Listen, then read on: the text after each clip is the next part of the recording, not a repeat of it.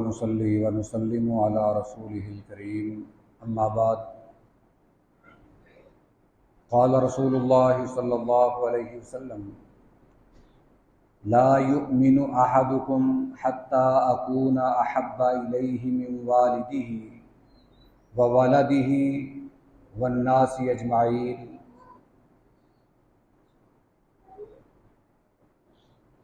سرکار عالم صلی اللہ علیہ وسلم کا یہ فرمان ہے کہ تم میں سے اتنی دیر تک کوئی بندہ مومن نہیں ہو سکتا جب تک وہ اپنے والدین سے بڑھ کر، اپنی اولاد سے بڑھ کر، حتیٰ کہ تمام لوگوں سے بڑھ کر مجھ سے محبت نہ کرے۔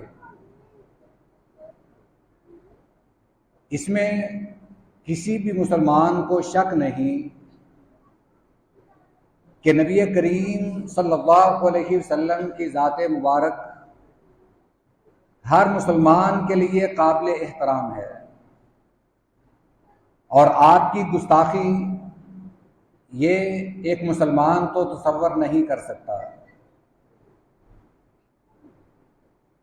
نبی کریم صلی اللہ علیہ وسلم کے حوالے سے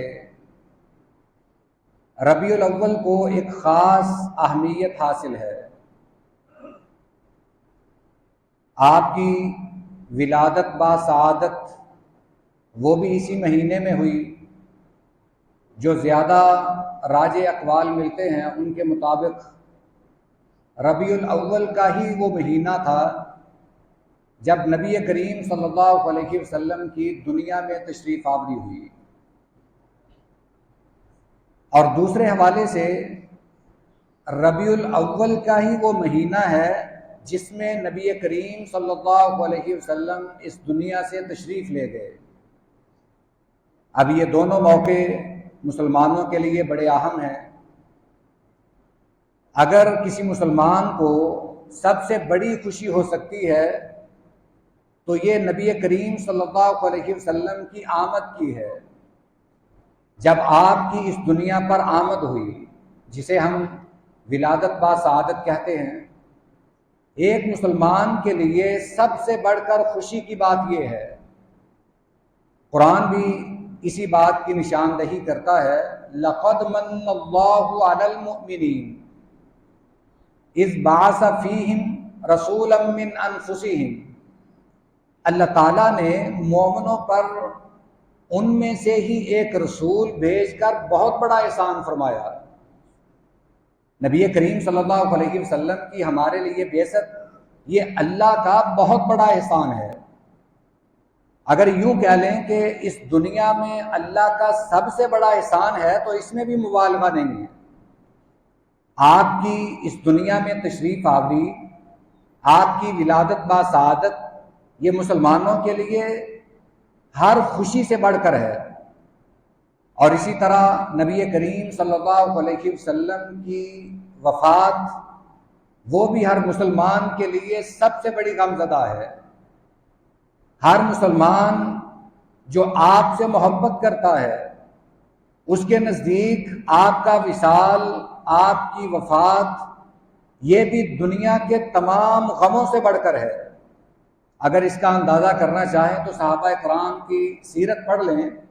جس دن آپ رخصت ہوئے کہ صحابہ کرام کا عالم کیا تھا، صحابہ کرام پر کیا بیتی تھی۔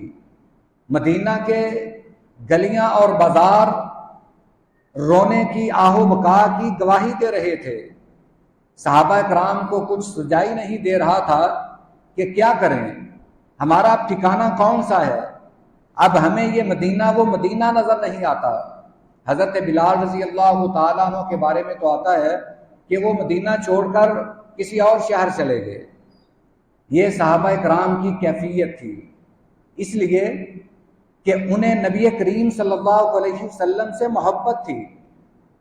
اور اگر یہ میں اس انداز سے کہہ دوں کہ دنیا میں اگر نبی کریم صلی اللہ علیہ وسلم سے سب سے زیادہ کسی کو محبت ہو سکتی ہے وہ صحابہ کرام ہیں۔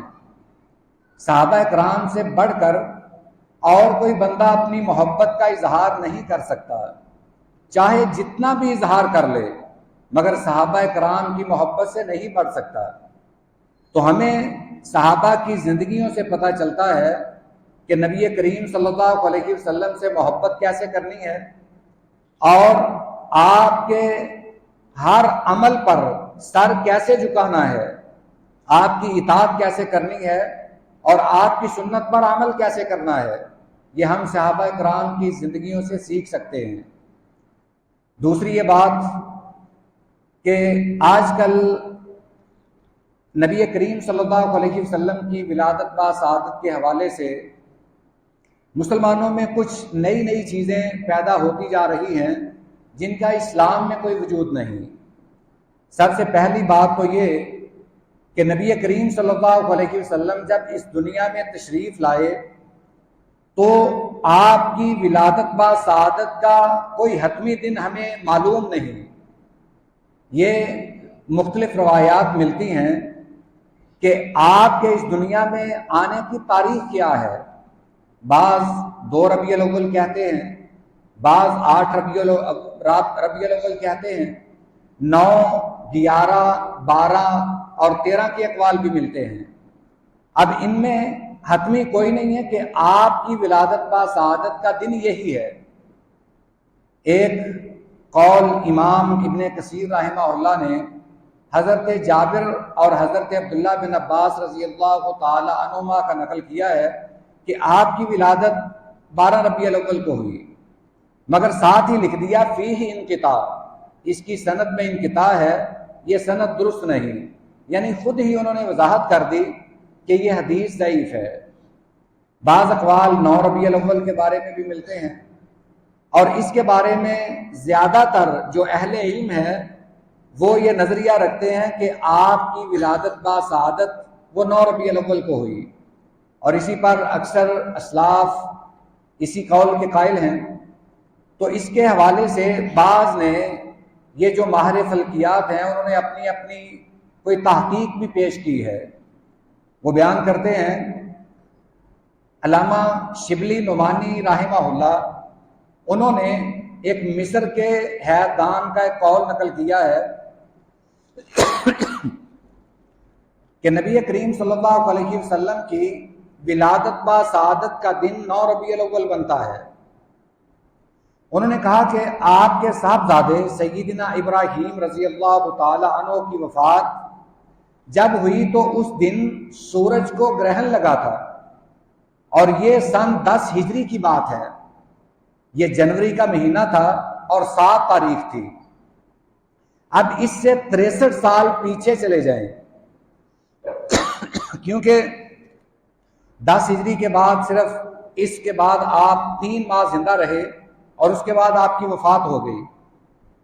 اس سے آپ 63 سال پیچھے چلے جائیں تو وہ یہ کہتے ہیں کہ اس حساب سے 20 اپریل 571 عیسوی بنتا ہے، اور اسلامی تاریخ سے حساب سے یہ تاریخ 9 ربیع الاول کی بنتی ہے۔ یہ تو میں پہلے عرض کر چکا ہوں کہ آپ کی ولادت با سعادت کی حتمی تاریخ کوئی نہیں، نہ 9 حتمی ہے نہ 12 حتمی ہے۔ ایک روایت علامہ البانی رحمہ اللہ نے 8 ربیع الاول کی نقل کی ہے، انہوں نے کہا کہ یہ اس کی سند صحیح ہے، انہوں نے اس کو ترجیح دی ہے۔ بہرحال آپ کی وفات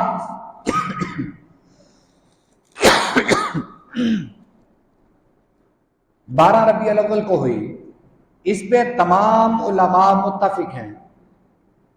اب اگر آج کے دن یہ دیکھیں کہ آپ کی وفات 12 ربیع الاول کو ہے اور ہم مسلمان اس دن کیا کرتے ہیں، ہمارا عمل کیا ہے، اگر ہم اپنے عمل کی طرف دیکھتے ہیں تو شاید جو حقیقی مسلمان ہیں وہ شرما جائیں۔ ایک وہ طریقہ جو اغیار کا ہے، جو اغیار نے اپنایا، وہ بھی اپنے گھروں کو چراغاں کرتے ہیں۔ آپ 25 دسمبر کو دیکھ لیں، وہ اپنے گلیاں بازار سجاتے ہیں، مکانوں کو سجاتے ہیں، اور شریعت میں اس بات کا کوئی ثبوت نہیں کہ آپ نے کبھی خوشی کا موقع ہو تو آپ نے چراغاں کیا ہو، جبکہ آپ کو اللہ نے بہت سارے خوشی کے موقع نصیب فرمائے۔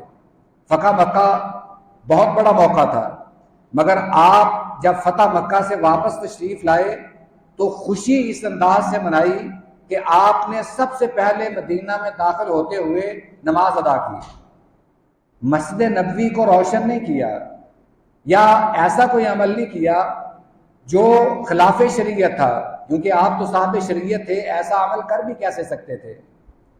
آپ سے جو خوشی منانے کا طریقہ ہے وہ بھی ثابت ہے، جو غم منانے کا طریقہ ہے وہ بھی ثابت ہے، جبکہ آج کل کا یہ جو طریقہ رواج پا رہا ہے یہ اسلام کے خلاف ہے، اسلام میں اس کی گنجائش نہیں نکلتی۔